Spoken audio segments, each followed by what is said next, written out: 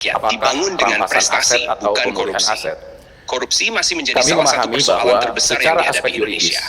Hampir setiap kali ada kasus yang terungkap, masyarakat kembali mempertanyakan mengapa praktik seperti ini terus terjadi.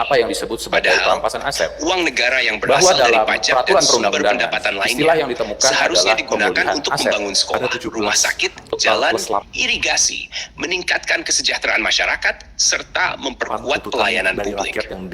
Ketika anggaran negara disalahgunakan oleh oknum yang menyalahgunakan jabatan, dampaknya dirasakan langsung oleh masyarakat.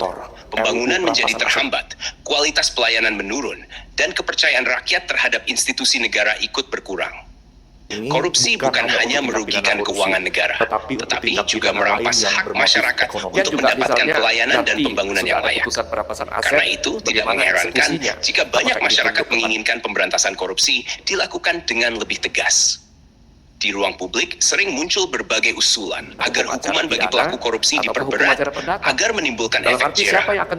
Namun, perubahan aturan hukum hanya dapat dilakukan melalui proses pembentukan undang-undang sesuai mekanisme yang berlaku. Di sisi lain, sebagian masyarakat memiliki persepsi bahwa beberapa aturan seperti yang berkaitan dengan perpajakan dapat dibahas dan disahkan lebih cepat dibandingkan pembahasan aturan lain yang juga dianggap penting.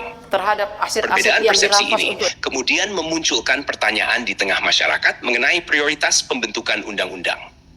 Pada praktiknya, proses legislasi dipengaruhi berbagai faktor, termasuk pembahasan di parlemen, pemerintah, dan mekanisme hukum yang berlaku. Yang paling penting adalah memastikan seluruh proses pemerintahan berjalan secara transparan, akuntabel, dan berpihak pada kepentingan masyarakat. Rakyat memiliki hak untuk mengawasi jalannya pemerintahan serta menyampaikan aspirasi secara damai sesuai dengan aturan yang berlaku. Pada akhirnya, pemerintah seharusnya membangun kepercayaan rakyat melalui prestasi, pelayanan yang baik, integritas, dan kerja nyata.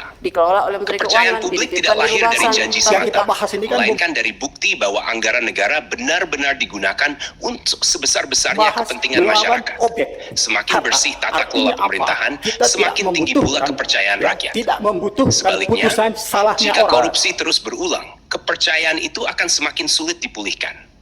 Indonesia membutuhkan pemerintahan yang kuat, transparan, dan berintegritas agar pembangunan dapat dirasakan oleh seluruh rakyat. Bagaimana pendapat kalian?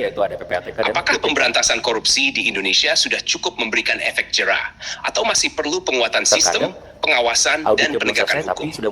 Tulis pendapat kalian di kolom komentar dengan tetap menghormati perbedaan pendapat dan berdasarkan fakta. Jangan lupa subscribe, like, dan bagikan video ini agar semakin banyak masyarakat yang peduli terhadap pentingnya pemerintahan yang bersih dan berintegritas. Itu kemana larinya?